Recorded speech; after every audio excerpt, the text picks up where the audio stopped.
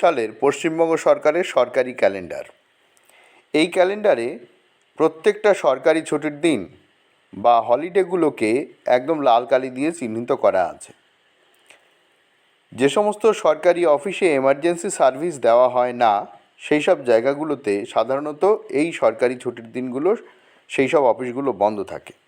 হাসপাতাল, থানা, ফায়ার ব্রিগেডের অফিসের যেখানে পাবলিক সার্ভিস দেওয়া হয় সেই জায়গাগুলো খোলা থাকে ঠিকই, কিন্তু হাসপাতালের ভেতরে যে অফিসটা আছে, যেখানে হাসপাতালের লোকজনের অ্যাডমিনিস্ট্রেটিভ কাজকর্ম চলে, সেই অফিসটাও কিন্তু এই লাল কালিযুক্ত দিনগুলোতে ছুটি থাকে।